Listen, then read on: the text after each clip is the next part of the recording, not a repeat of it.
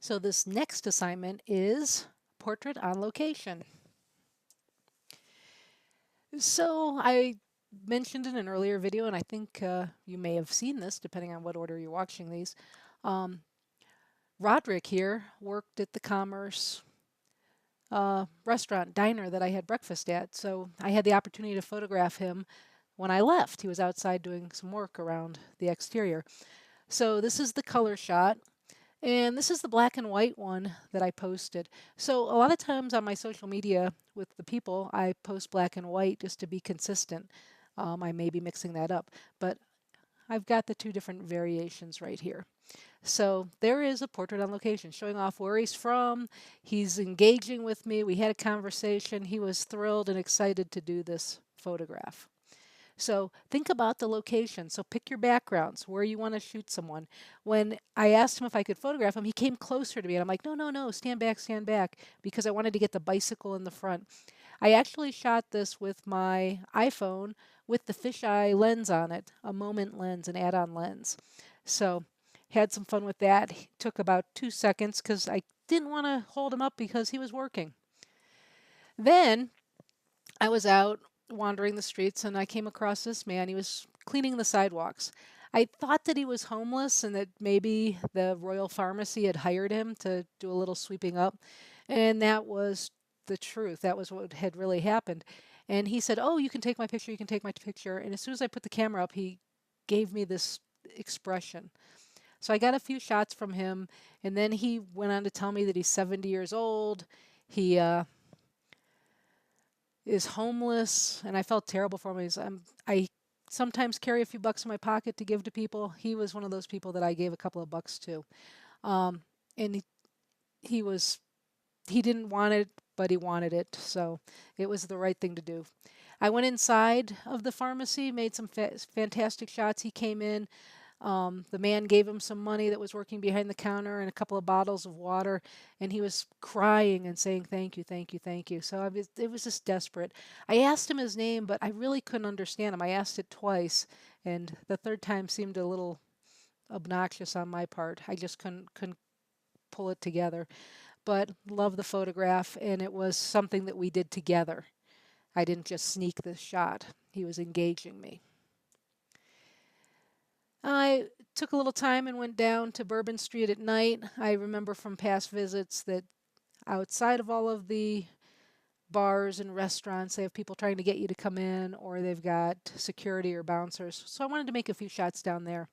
So this guy was playing with me. He was looking at me. He was looking away from me. He was making faces. And then at one point, he just looked up at the no cover. I just thought this was the shot. Did a little processing, kind of pulling that gritty look that I like into this, because Bourbon Street's kind of gritty.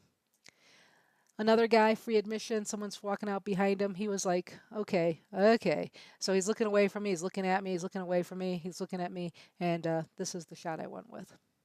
Everyone knows I'm photographing them, and I'm sure they get photographed constantly.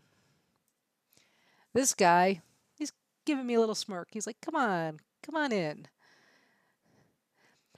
The others, I had done some straightening of the lines, and I was liking how that was looking. This one, I kind of liked how it was off, kind of thrown it off kilter, and that was working for me a little bit more than straightening this one up. And it was partly his look and the whole setting. So that one I handled a little differently.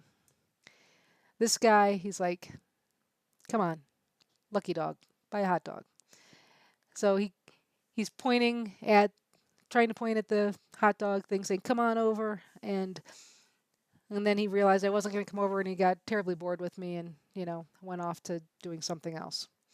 But I got the image I wanted.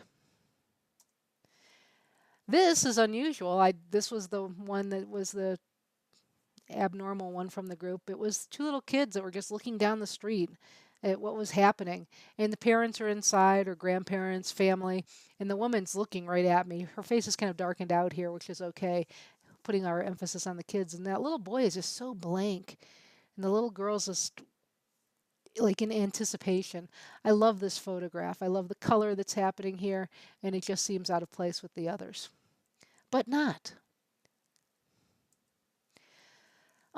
He didn't know I was taking his picture. It was one of my shots for the environmental, the inside of the cafe, but I would still call it an environmental portrait. I like the shot. I shot five, six of him, and I was waiting for him to have a moment with the customer. So that's what I was looking for. The others were a little less engaging. Well, this guy was a character. I ran into him at the museum. He had his little tag hooked into his beard. It was crazy. I'm like, hey, can I photograph you? And first he gives me that smirk, and then I'm still photographing him because I didn't get the shot and photographing, and he's trying to get away from me. And you can see he's just kind of moving away. So that's kind of why I put these four together. Um, it's not spectacular, but I kind of like the idea, so it's something I might play with in the future. So that's kind of why I wanted to show it to you. So don't be afraid to break out of, the traditions. There's nothing good here except that is just some crazy outfit. Talk about pattern, pattern, pattern. Loving it. And we're back to the beginning. So think about the location, think about the locals, think about the tourists. What's going to make a good image? What's going to help tell the story of the place you're in? Uh, Head off onto the road less traveled. Sometimes you're going to find the truth of people there. Be candid, get in and talk to people, be intimate. Start far away. Make the overall shot, make the big shot, and then work your way in. You might be able to get a really nice detail and make a connection. Be personal, get their names, write it down. Like I said, this would be a good time to get a model release. So have that model release app up on your phone. Make that easier. You're going to do 3 portraits of 3 different people. And don't photograph people you know. Include a caption for each. So this one is Roderick working at the Commerce, and I can't remember what else it says, but I'll be posting these throughout the semester on our page with my captions for each one, so you'll get a better sense of it. So post these to social media, email me the 3 images with your captions as well. Have fun, play with your depth of field. Shallow depth of field might benefit you for some of this stuff. If you want to use Flash, go for it. Flash can sometimes be fantastic, other times can be off-putting to people. Think about Bruce Gilden's work. If you don't know Bruce Gilden, go Google him on YouTube. You'll be shocked or thrilled, depending on who you are. Some absolutely incredible work, and have a good time. Go meet some new people.